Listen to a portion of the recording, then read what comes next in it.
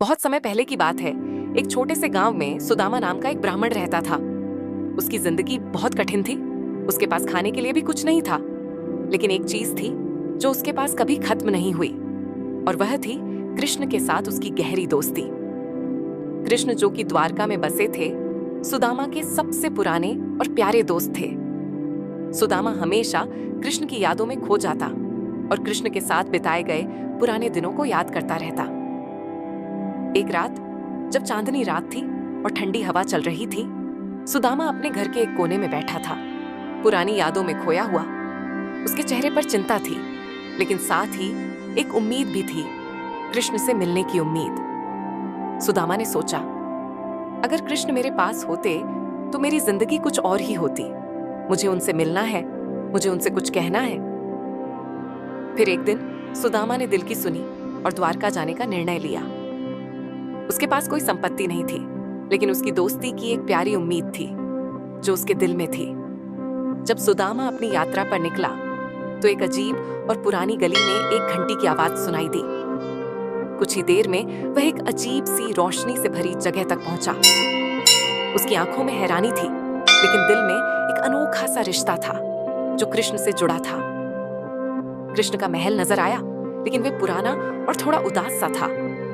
जैसे ही सुदामा अंदर गया, कृष्ण की आवाज सुनाई दी। कृष्ण अपने पुराने दोस्त को देखकर मुस्कुराए। आया मेरा पुराना दोस्त सुदामा, इतने दिनों बाद। कृष्ण ने कहा, कहाँ थे तुम? मेरे बिना कैसे जी रहे थे?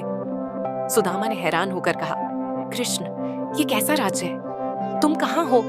मुझे लगा तुमने मुझे भूल लिया है। कृष्ण ने हंसते हुए कहा, सुदामा, तुम्हारी दोस्ती कभी नहीं भूल सकती।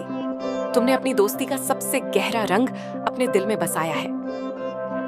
अब कृष्ण और सुदामा एक पुरानी याद को ताजा कर रहे थे, जब एक रात उन्होंने मिलकर अपने गांव में मुश्किलों का सामना किया था। लेकिन अब एक और कठिनाई उनका सामना करने के लिए थी। दोनों एक नए सफर पर निकले और रास्ता उन्हें एक अजनबी और भूतिया जगह की तरफ ले गया। वहां घना अंधेरा था और कुछ अजीब सी हवा चल रही थी। सुदामा डर से कांप रहा था। कृष्ण, ये कहां ला रहे हो तुम? ये तो बिल्कुल उसी अंधेरे जैसा है जहां हम अपनी दोस्ती को पहचानते थे। कृष्ण मुस्कुराते हुए बोले, सुदामा, कभी कभी हमारी दोस्ती का टेस्ट होने पर ही उसकी असली ताकत दिखती है। अगर तुम अपनी दोस्ती पर विश्वास रखो तो कोई भी अंधेरा तुम्हें कभी रास्ता भटकने नहीं देगा। जब दोनों उस भूतिया जगह में पहुंचे तो एक भूत की आंखों में गुस्सा और डर था। सुदामा ने कृष्ण की तरफ देखा और कृष्ण ने अपनी आंखों में शक्ति भरकर उस भूत को मात देने की सोची। कृष्ण ने कहा, सुदामा, तुम्हें अपनी हिम्मत दिखानी होगी। तुम्हारे अंदर वो ताकत है जो तुमने कभी सोचा भी नहीं था। और यह सुनते ही सुदामा ने अपनी पुरानी दोस्ती और कृष्ण पर विश्वास रखते हुए अपने डर को छोड़ दिया और उस भूत का सामना किया। कृष्ण के साथ मिलकर दोनों ने उस भूत को हराया और अपनी दोस्ती की असली ताकत को समझा।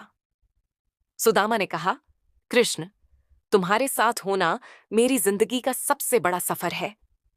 तुमने मेरी दोस्ती की असली ताकत को पहचाना। कृष्ण मुस्कुराते हुए बोले, सुदामा, जो सच में अपने दोस्त पर विश्वास करता है, उसकी दोस्ती कभी भी उसे जीतने का रास्ता दिखाती है। तुम्हारी हिम्मत और दोस्ती ने तुम्हें जीत दिलाई। फिर दोनों अपने घर की तरफ लौटने लगे। कृष्ण ने अपने पुराने दोस्त सुदामा को यह बातें समझाई। दोस्ती सिर्फ अच्छे समय में नहीं, मुश्किल समय में भी सबसे ज्यादा अहम होती है। जब तुम अपने दोस्तों के साथ होते हो तो कोई भी अंधेरा तुम्हें कभी हारने नहीं दे सकता। सुदामा ने अपनी जिंदगी का सबसे बड़ा ज्ञान समझा। जब अपने दोस्तों का साथ हो तो हर मुश्किल आसान हो जाती है। दोस्ती की असली ताकत तभी दिखती है जब सब कुछ खत्म होता हुआ लगे। कृष्ण और सुदामा के बीच की दोस्ती अब भी अमर थी और दोनों ने अपनी दोस्ती को एक नए सफर पर जाने की शुरुआत की। नैतिक शिक्षा।